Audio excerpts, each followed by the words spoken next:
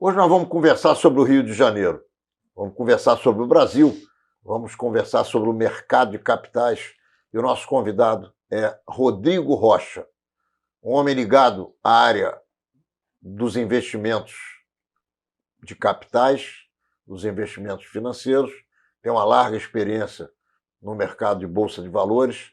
Nós vamos bater um papo com ele também sobre o Rio de Janeiro, porque ele pertence à Câmara Rio, que é uma atividade de empresários a favor da cidade do Rio de Janeiro. Tudo bem com você, Rodrigo? Tudo bem, Ronaldo.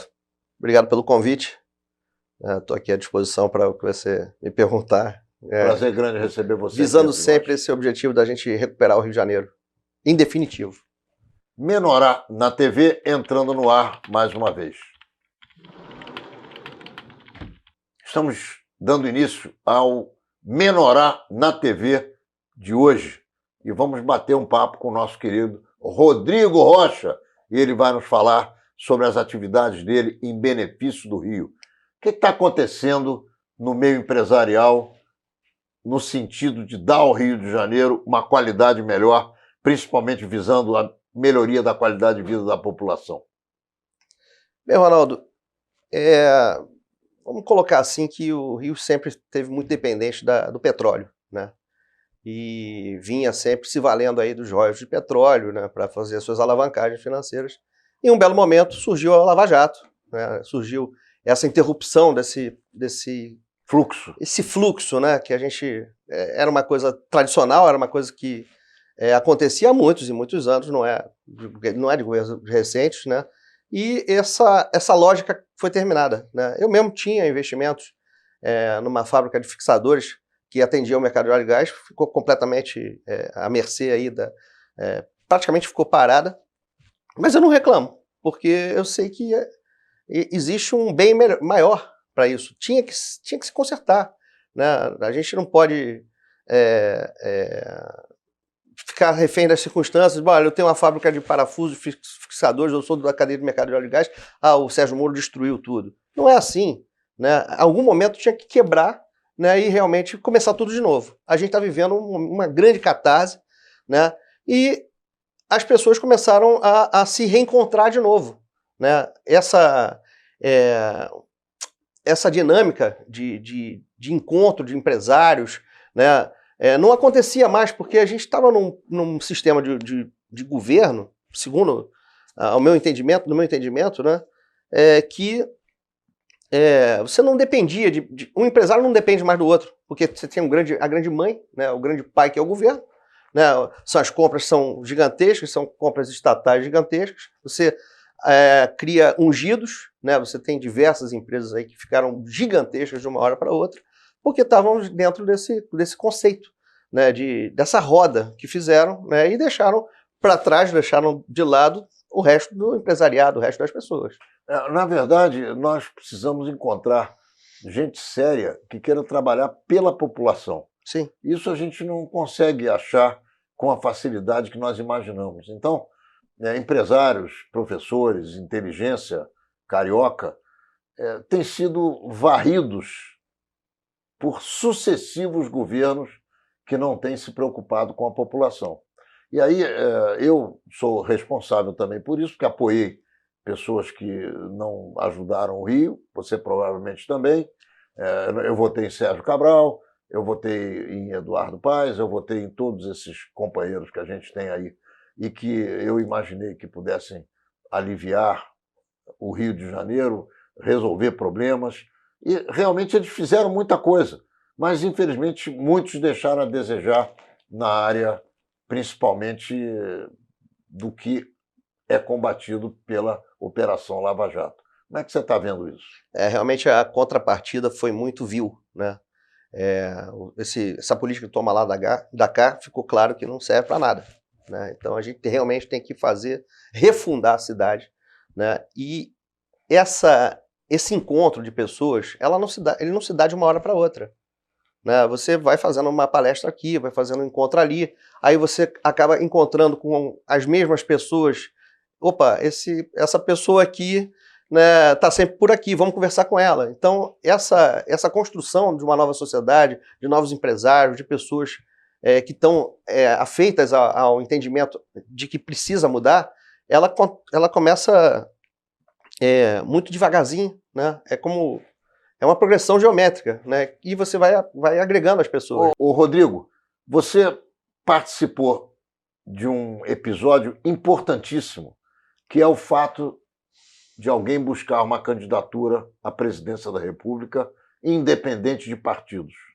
Você foi candidato à vice-presidência da República, ainda que não se consagrou a candidatura de vocês, quando Rodrigo Mesoma era candidato à presidência, e discutiram isso no Supremo Tribunal Federal, ainda continuam discutindo, ainda não há uma definição completa sobre esse tema, e eu pergunto a você, como é que está andando essa questão? O que você está colocando é muito importante a gente comentar, porque tudo começou com a Prefeitura do Rio de Janeiro, né?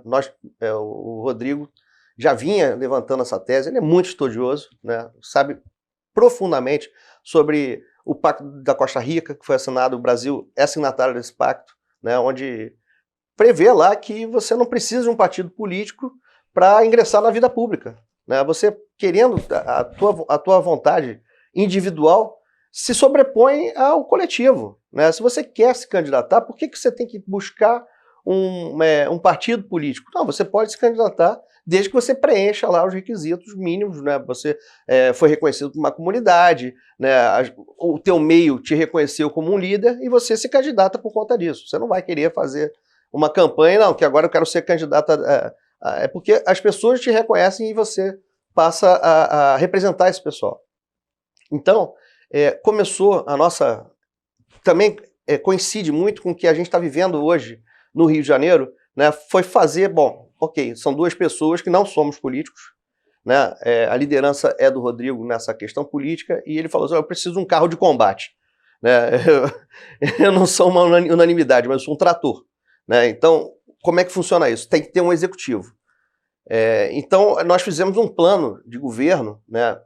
Porque para você se candidatar, né, o que você precisa? Apresentar um plano de governo, você precisa ter um número de um CNPJ para se fazer a arrecadação da campanha, enfim, prestar contas, e você tem que ter um número para votar, né? Alguém tem que te votar numa urna, né? Nós escolhemos até o número 99 na época, para que isso acontecesse, né? A gente deu entrada no Tribunal Regional Eleitoral, né? Foi até engraçado quando a gente entrou lá, né? Nós dois, o Adriano também, tava, toda a equipe, Adriano, né? irmão do Rodrigo. Adriano Mesoma. A gente entrou lá no tribunal, ali na Presidente Wilson, né? Com as certidões todas, que a gente, aliás, você não, para você tirar as certidões, né, que são exigidas, né? O partido é que te paga, então você não tem que fazer, você não precisa pagar para se você quiser ser candidato de um partido qualquer, você não paga, né? Então, quando a gente chegou no cartório, né, tem toda uma história, assim, né? Chega no cartório, tem que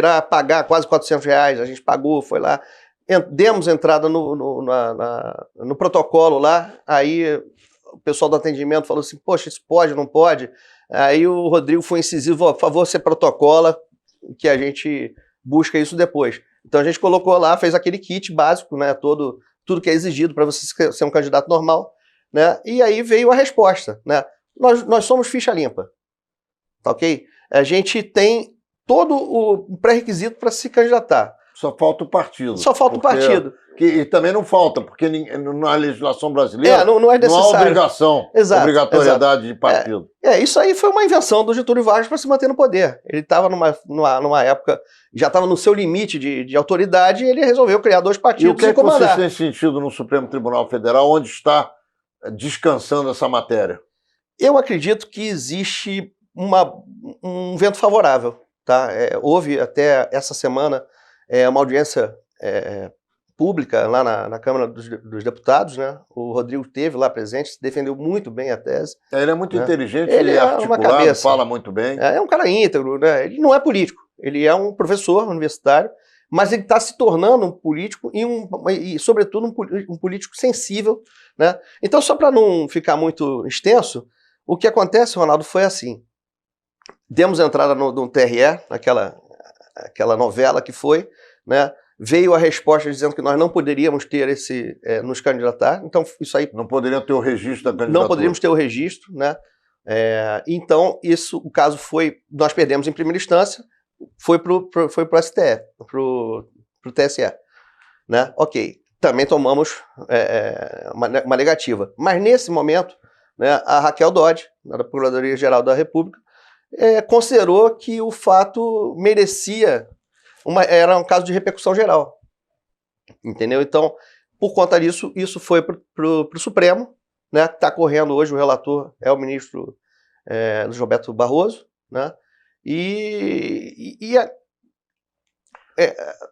como é que eu digo, as discussões começaram a se aflorar. Pode, não pode, por que não, por que sim, né? É uma construção. Qual é a expectativa que vocês têm? Eu acredito que vai ser vingado. Não sei para a prefeitura, não sei se dá tempo. Se dá tempo, né?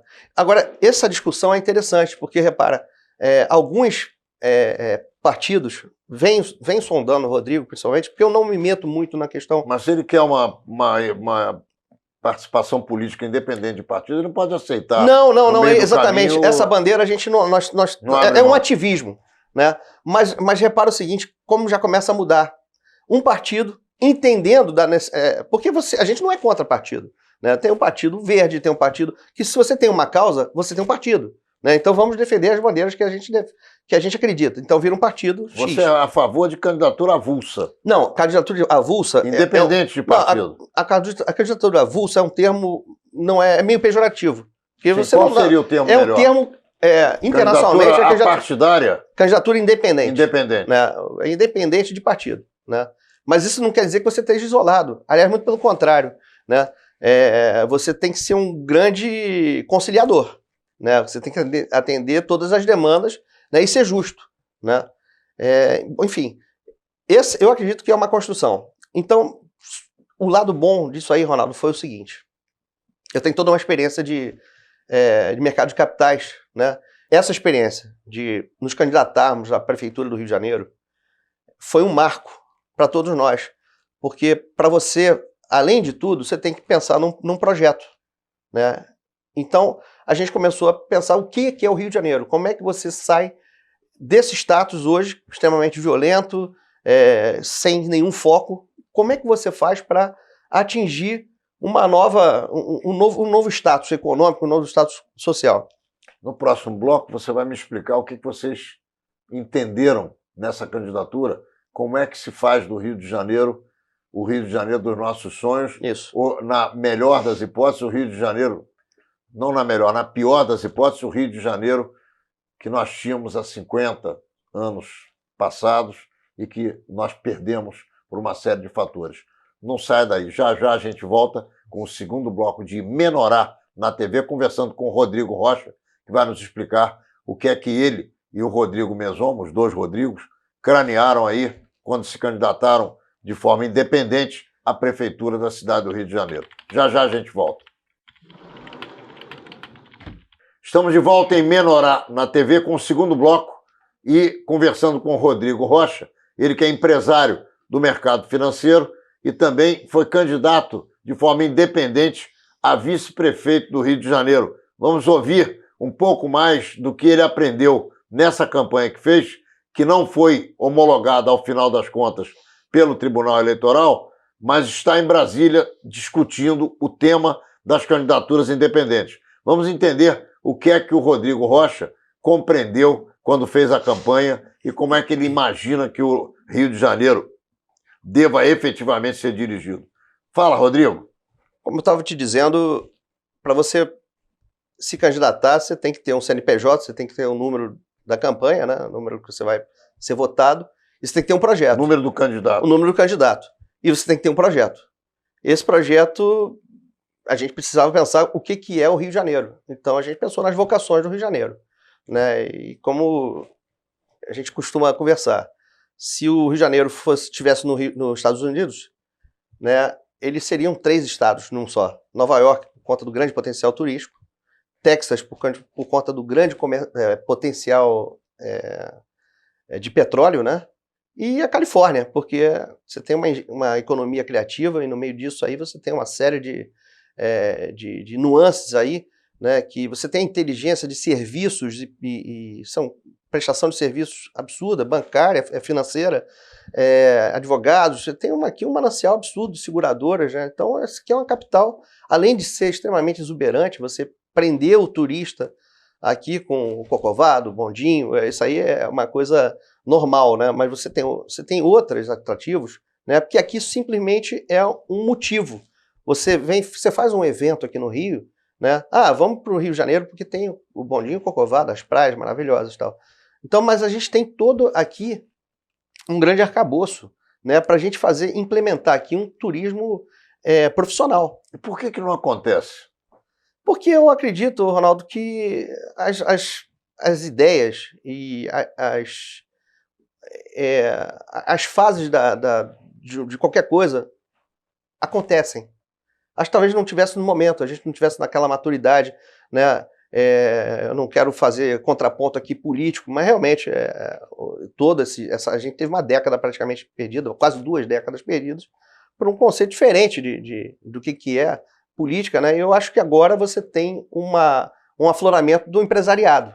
Você acha que aconteceu no centro da cidade, no tempo da última prefeitura do Eduardo Paes? Você acha que as obras que aconteceram no centro da cidade melhoraram o centro da cidade, com BRT, enfim, com o que existe lá? Eu não sei se é BRT ou VLT, eu sempre confundo um com o outro, o VLT.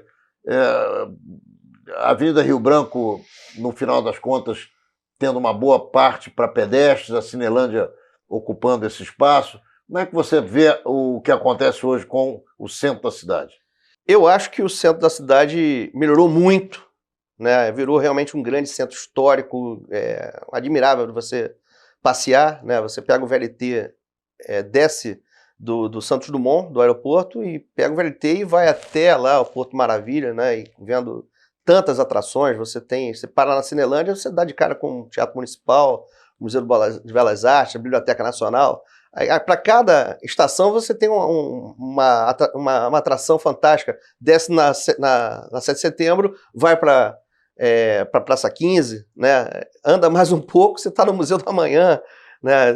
Anda mais um pouquinho, já está na rodoviária. Então, eu acho que realmente foi um acerto, né? Deve ter custado caro, né? Você não acha que o centro está meio desativado, não? Eu acho que está, mas... E qual é a razão disso? A sensação que eu tenho, Ronaldo... Com todas essas benesses que você indicou, que são verdadeiras, por que esse centro acabou se transformando numa área complicada? Você olha, por exemplo, a questão da Rua da Carioca. Basicamente zerada, você não tem mais vida naquela Rua da Carioca. Em diversos pontos da própria Avenida Rio Branco, você vê muita loja fechada. Qual é a razão disso? Você que é empresário e que conhece o mercado e sabe o que está acontecendo. Ronaldo, vamos colocar também aqui que o Estado acabou, né? Praticamente o Brasil parou, né? A gente está vivendo um momento macro muito estagnado, né? E isso reflete ainda mais no Rio de Janeiro, que tem a base do mercado de óleo e gás, que acabou também, né? Então há de se convir isso, né? Foi uma oportunidade jogada fora a Olimpíada? Foi jogado fora a questão da Copa do Mundo? Acredito que não. A gente está numa fase agora de instalação, né? Você tem muito mais leitos atualmente, né? Muito mais estrutura hoteleira, né? A estrutura do turismo melhorou muito. Então, eu acho que a gente está vivendo um momento, um hiato, né? entre o que foi e o que vai ser, né? A gente está no umbral. Agora, uma coisa é a gente trazer turistas do Peru, da Colômbia, da Venezuela. Esses aí não são turistas, estão pulando para dentro do Brasil como imigrantes, como refugiados. Verdade. Mas trazer gente do Equador, trazer gente da Argentina, do Chile, do Uruguai, isso é um tipo de turismo. E a outra coisa é você trazer turistas que gastam dinheiro aqui de uma maneira completamente diferente. Uhum. Esse patamar a gente ainda não encontrou. E não vai ser tão rápido assim, né? Barcelona, para se preparar para o que ela é hoje, ela gastou quase uma década, né? E teve uma estratégia muito inteligente, que a gente também está buscando esse caminho. Agora, né? Olha só, a Barcelona gastou uma década para chegar a ser o que é hoje. O Rio de Janeiro está gastando 30, 40 anos para deixar de ser o que ele sempre foi. 10 anos antes das Olimpíadas. né? Foi em 92. Né? 10 anos antes que a gente estava se preparando. Estava conversando com algumas pessoas que são especialistas em turismo, e Barcelona fez muitas coisas pequenas, mas inteligentes. Primeiro, qualquer cidade que se preza para receber grandes quantidades de turistas, você tem que ter um grande centro de convenções. A gente não tem. Esquece o Rio Centro. Tem que estar perto da cidade, preferencialmente lá no Porto Maravilha. Você esquece o Rio Centro porque ele é longe? Ele é longe e não tem nenhum tipo de aplicação prática, é só um pavilhão. Aquilo ali é um grande pavilhão com telhado em cima. O que você acha que deveria ter um centro de convenções? O centro de convenções tem que estar modulado, né? Você tem que estar integrado com hotel, né? Você tem que ter aeroporto próximo, você tem que estar... É o centro da cidade, a gente tem que ter um centro de convenções para feiras, congressos, eventos no centro da cidade. Não sei onde vai ser, mas precisa em torno aí nos 50 mil metros quadrados para você fazer... Como é que você vê a história do Canecão completamente abafado e não servindo à população? Eu acho uma pena. A gente precisa, já pensando como se nós estivéssemos na prefeitura, né? Eu sou a favor de sempre, qualquer coisa na vida, é assim, é olhar para o problema e perguntar como é que faz para resolver. A gente já fez algum questionamento? Como faz para resolver a questão do Canecão? Como faz para resolver a questão da iluminação pública? Não está tendo diálogo, não está tendo uma alternativa para se pensar no assunto e trabalhar nesse assunto e se resolver esse assunto. Esse é o problema. Me fala uma coisa, como é que vai a Câmara Rio? Como é que você vê a associação comercial? Como os empresários se envolvem na questão carioca? A Câmara Empresarial Rio, ela não é uma dissidência da associação comercial, tá? Ela foi criada para virar um braço executivo da associação, que a associação pensa de um modo amplo, né, em todo o estado. E eu acho que o reforço da associação em cada município do estado vai ser muito importante. E a Câmara é citadina. Ela é citadina, ela tem a ver com a cidade do Rio de Janeiro. E focada em empreendedorismo, focado em economia criativa, né, buscando as soluções efetivamente vocacionadas da cidade. Né? Então ela atua de modo metropolitano, né? Até, vamos dizer assim, até o cinturão verde que existe aqui, que também é uma outra alternativa, porque assim, se você bota aqui 10 milhões de turistas por ano, isso é possível você botar no mínimo, né? Como te falei, Nova York recebe 50, 60 milhões de pessoas, né? Barcelona recebe 35, é um ovo, não tem nada, está perto da França, tem as suas vantagens geográficas. Mas, isso para quem gosta da França, não é o meu caso. Você perguntou para a gente mudar a qualidade do turista que está aqui. Num centro de convenções, o sujeito vem aqui para fazer um grande congresso de energia nuclear. O Rio de Janeiro é a grande base da energia nuclear da América do Sul. Né? Você tem ali a Urca, você tem diversos pontos de energia, de projetos nucleares fantásticos.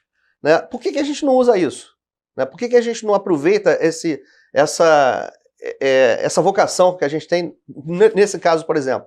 E aí faz um grande congresso. E por que a gente não usa? Porque não tem mobilização, não tem liderança. A gente tem que ter liderança. As pessoas têm que parar de ficar olhando, esperando um Messias. Não pode ficar esperando mais a coisa acontecer. A gente tem que buscar a associatividade de novo. A gente precisa estar junto, colaborativo. A economia colaborativa é isso. Né? Você ter um projeto, quanto custa esse projeto, né? Para que ele serve, né? Quem vai participar, vai atender o quê, se mensura, qual é o investimento, todo mundo faz Por isso que eu gosto muito do negócio, dessa mentalidade do crowdfunding, né? Porque é o caminho, né? O crowdfunding talvez seja o veículo de captação de recursos no mercado de capitais mais próximo da economia real, né? Porque está todo mundo aqui pensando em mercado financeiro, título público, financiar o governo, né? E não se abaixa a dívida pública. Você não está jogando isso aqui para, por exemplo, reformar o Canecão. Agora, se a gente olha, o Canecão está aqui, ele pode se tornar de novo uma grande casa de shows. Né? O que precisa? Mobilizar o FRJ, buscar o empresariado. O crowdfunding, em geral, na tua opinião, deve ser a fundo perdido ou é uma forma do sujeito investir o dinheiro dele? As duas coisas. Você tem a instrução da CVM, que é a instrução 588, né, de 13 de julho de 2017, que eu estou vivendo isso todo dia, né, ela trata de equity crowdfunding, ou seja, é um investimento, a gente está falando de oferta. O Canecão precisa ser reformado, né, então vem investidores lá e compram cotas do Canecão, ou esses investidores também pode ser a própria população. Olha, gente, ó, R$1.000 aqui, né, investe numa cota e você tem lá 40% dos lucros para serem divididos nesses investimentos. Isso aí é o equity crowdfunding. Agora, também existe o crowdfunding que é de campanha. Então, de um lado, você tem o equity crowdfunding que fala de oferta e a campanha que fala só de crowdfunding para você buscar objetivos sociais. Bom, olha, outra coisa. Como é que faz para reformar o Museu Nacional? O museu que pegou fogo. O museu que pegou fogo. É crowdfunding. Né? É esforço, saber quanto custa, né? O próprio governo, sabendo desse projeto, injeta recursos, né? Tem recurso do mundo inteiro. Do mundo inteiro, se fizer uma coisa bem feita, tem recurso para reformar. Mas é aquela história, né? Não é que nem você fazer, não é você pegar todo mundo colocando recurso numa conta e aí depois usa. Não, esse negócio tem que ser auditado. Né? Esse projeto tem que ter uma análise de risco, né? O projeto tem que ter uma avaliação de quanto que vale efetivamente, né? Quando o recurso entra nessa conta específica, né? Vai ter que ser, a gente apropria os usos, né? E já manda o pagamento para o fornecedor. É uma pena, por exemplo, a secretária do Estado, né? De Desenvolvimento Social e Direitos Humanos, Fabiana Bentes. Ela tinha grandes ideias, ela saiu do governo agora. Eu não sei por que motivo também, mas eu estava acompanhando o trabalho dela e ela estava pensando justamente nesse foco. Você acha uma pena que ela tenha saído? Eu acho uma pena que ela é uma pessoa... Primeiro, é uma ótima executiva, é uma pessoa sensível à causa da mulher e tal. Nós conversamos com a secretária, com a Fabiana, sobre como captar recursos para projetos específicos da pasta dela. Né? Então, como é que você faz para reformar um orfanato? Como é que faz para reformar um refeitório? Como é que você faz para fazer todos esses projetos assim sociais? Crowdfunding, né? E esse crowdfunding, ele não pode, o recurso entra na campanha e ele não vai ser desviado para outros fins, vai ser usado para reformar o orfanato. Carimbado. Exatamente, né? E aí a pessoa sabe. Agora, nessa parte você tem diversas modalidades. Você pode muito bem, em parceria, uma secretaria qualquer de assistência social, ou educação, ou saúde, pode muito bem conversar com o Ministério Público, por exemplo, e fazer com que o Ministério Público reverta multas. Né? O sujeito lá poluiu a Baía de Guanabara. Favor, comprar a cota do crowdfunding aqui para reformar o hospital local. Ou até para despoluir a Bahia. Despoluir a Bahia. Então, é outro projeto do crowdfunding. O importante é a gente saber gerir esse recurso que é de todos. Né? E parar com essa questão, não é só a arrecadação do imposto. Né? A gente pode fazer campanhas específicas e destinar o recurso para soluções que a cidade necessita. E auditadas. Não sai daí, já já a gente volta com Rodrigo Rocha e vamos continuar conversando sobre Brasil, sobre Rio de Janeiro, e agora vamos falar um pouquinho da política brasileira, da Câmara dos Deputados, do Senado Federal e do presidente da República, Jair Bolsonaro. Não sai daí, já já a gente volta.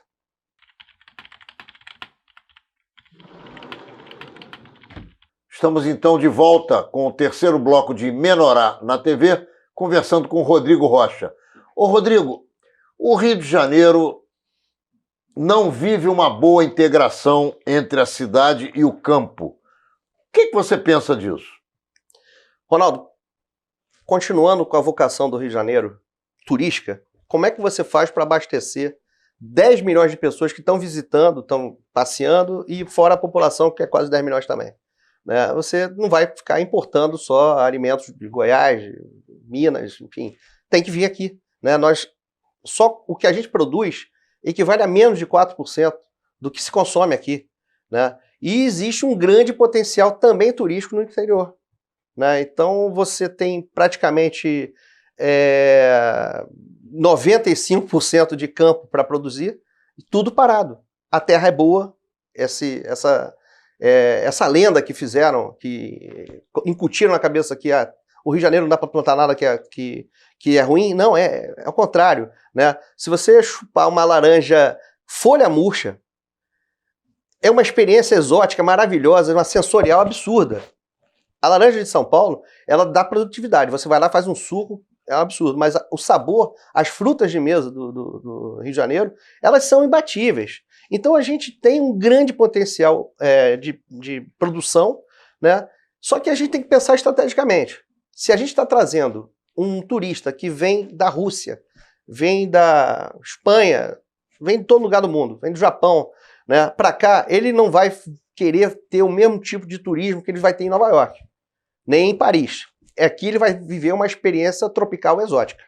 Ele veio para um congresso para cá, né, de cirurgia plástica, ficou lá 3, 4 dias no congresso, né, excelentes centros de convenções que a gente tenha, né, mas depois ele vem passear, ele sai do eixo do bondinho, do Corcovado, né, e vai para o interior. Né. Você pode criar, por exemplo, a Toscana tropical, né, pega se a gente aproveitar e reaproveitar o legado deixado por Dom Pedro II, né, que foi a maior malha ferroviária que existe no Brasil, é no Rio de Janeiro, e ela está totalmente sucateada, mas ela está mapeada. É muito mais fácil. Aqueles estudos e projetos, aqueles custos que a gente teria em fazer topografia, tudo já está tudo pronto. É só buscar lá e seguir a linha férrea atual.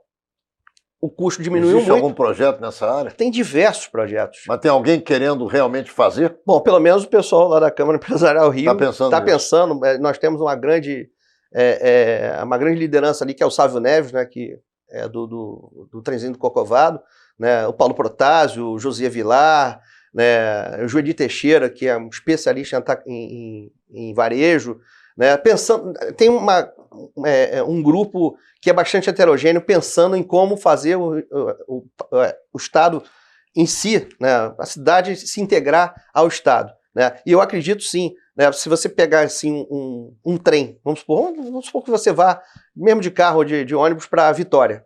Né? Você vai lá, você vai ter Rio Bonito, você vai ter Silva Jardim, Casimiro de Abreu, vai chegar lá em Campos, ok. Né? Só que se você virar à direita, você vai para Saquarema, vai para Araruama, vai toda a região dos lagos, linda, maravilhosa.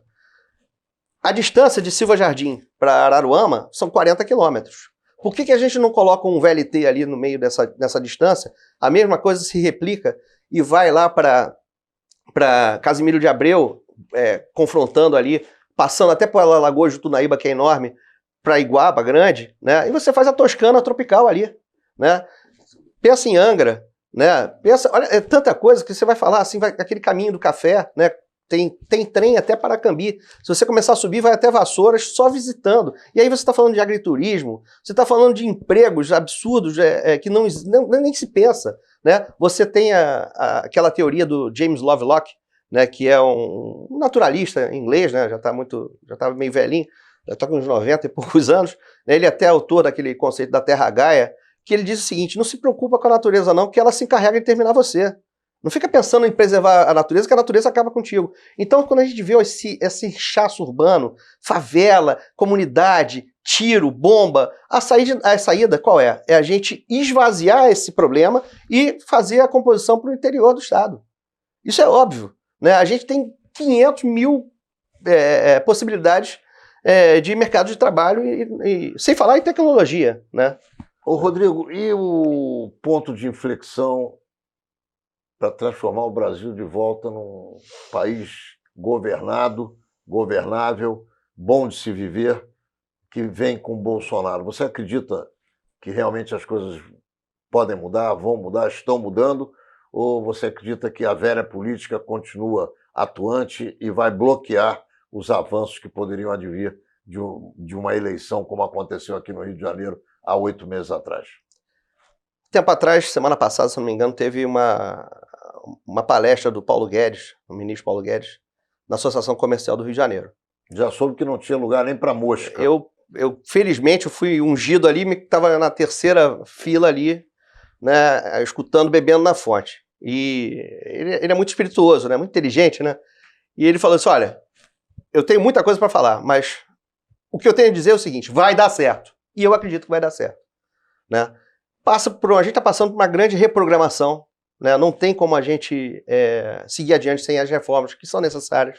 Está demorando muito, porque o Congresso catimba, você tem uma série de problemas ali que ultrapassam a lógica econômica, financeira, empresarial como a gente tem. A gente é prático, como é que faz para resolve? Qual é a tua visão sobre Rodrigo Maia, hein?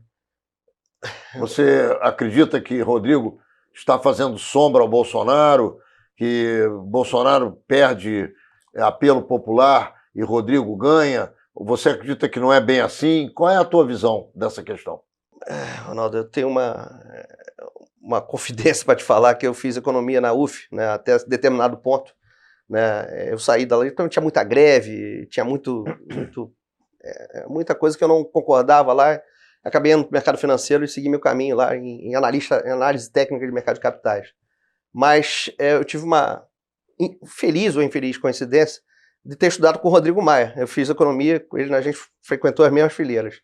Ele era uma pessoa maravilhosa, sensacional, assim, de conversar, muito tímida, muito introvertido, né? E, a exemplo de mim, muitos amigos meus de faculdade nunca mais falaram com ele. Então ele largou para trás aquela experiência da juventude, né? E se tornou outra pessoa. Infelizmente, eu não sei quais são os objetivos dele, entendeu? Mas eu não gosto da atuação dele. Eu acho que ele é um rapaz muito novo, tem a minha idade, tem quase 50 anos.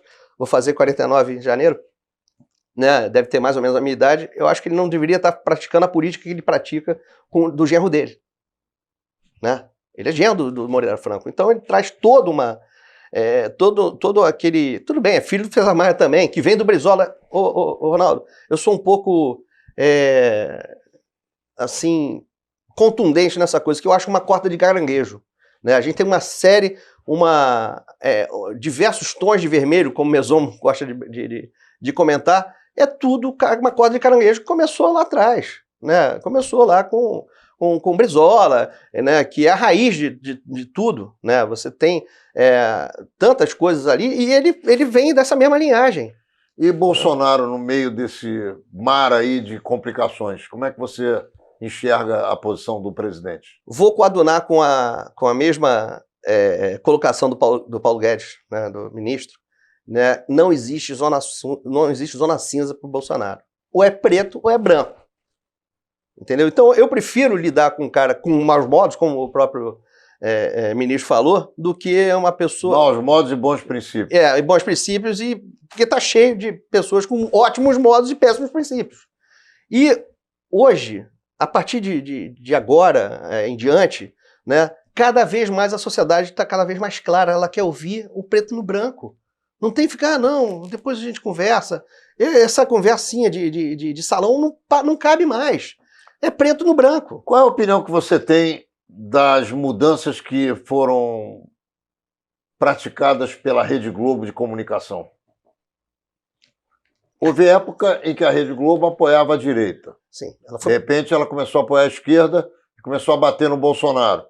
Bolsonaro se elegeu contra a Rede Globo também, contra a vontade da Rede Globo. Hoje a Rede Globo pena para poder conseguir espaço nesse Brasil do Bolsonaro. Qual é a tua opinião, hein? Bom, deixa eu seguir meu cacoete de analista de mercado, né? Ela é uma empresa, ela é um CNPJ, né? E ele precisa sobreviver. Então ele... onde tiver o governo, onde tiver... Mas não é isso que está acontecendo. Onde tiver receita, sim. Você está achando que a Rede Globo está beneficiando o Bolsonaro? Não, em hipótese nenhuma. Mas ele estava tão... Você acha que deveria fazer isso? Não, eu acho o seguinte, ela sempre, ao longo da estrada, ao longo da vida dela, ela sempre foi compondo, né? Eu cansei de ver... Ela sempre foi elegendo. Foi elegendo. E agora ela não conseguiu eleger. Aí foi compondo também, porque ela não elegeu o Lula. Ela não elegeu o Lula. Mas rapidamente o Lula se aproximou Exatamente. Dela. Então, esse é o grande X da história. Esse aqui está batendo nela. Exatamente. Se tivesse... por isso que teve quedas aí lá, bem no bastidor do Planalto, teve aquela queda lá, porque ele estava compondo lá com a Globo, né? Ô, Ronaldo, falar da Globo é sempre difícil, né? Porque ela detém e manipula e tem um poder absurdo, né? Mas ela está começando a ruir. O modelo, né, está sendo ruído, não não por nada, a não ser pela lógica atual da economia criativa, da rede social, da internet, enfim, mídias alternativas como a tua. Repara o seguinte, Ronaldo, eu estava vendo novela outro dia lá com a família, né? A tal da moça lá que faz bolo, tá? Ela teve um problema de banco, ela se endividou. Na Globo, canal nobre, horário nobre, diz o seguinte: não, tem que fazer o seguinte, passa o nome da filha, né? Passa a empresa o nome da filha, que a gente faz um fraude acreedor, tá tudo certo. Depois ela assina, ela tá instruindo. A Globo não é só falando sobre sexo selvagem na televisão, falando sobre drogas tranquilamente. Não, tá falando de coisas assim que, pô, isso é inadmissível. O dono de uma empresa não pode chegar e deixar uma atriz, deixar o que o autor faz, colocar lá, escrever o que escreve. Não, eu tô com problema no Serasa, eu tô com problema no banco, eu vou passar tudo no nome da minha filha, que aí eu não pago, eu preservo a empresa. Que isso, cara? Como é que uma empresa dessa, uma companhia que está zelando por um desenvolvimento social do Brasil, desenvolvimento econômico do Brasil, faz um negócio desse, Ronaldo? Meu irmão querido, chegamos ao final de Menorá na TV com você, nosso querido amigo Rodrigo Rocha. Eu quero te oferecer os nossos microfones e as nossas câmeras para que você possa se despedir dos nossos telespectadores, agradecendo a tua presença entre nós. Foi um primeiro convite, não será o último. É um prazer enorme receber você aqui e a gente espera que você tenha sucesso aí nos teus empreendimentos. Ronaldo, muito obrigado aí pelo convite, né? Já estendendo aí o convite também recíproco para você participar lá da Câmara Empresarial Rio. A gente precisa se unir para que o Rio de Janeiro dê certo, né? Que a nossa comunidade aqui floresça, a gente pare de exportar CPF, CNPJ para fora e atraia nossos novos valores, né? É possível. É possível. O Rio de Janeiro tem grandes potenciais, é só a gente se unir, pensar com inteligência e trazer uma solução conjunta. Te agradeço. Menorá na TV, entrando no ar mais uma vez, na quinta-feira que vem, às 10 horas da noite, pelo canal 6 da NET Rio. E também todos os dias e horários que você já se acostumou a nos assistir. Muito obrigado pela presença, nos vemos lá.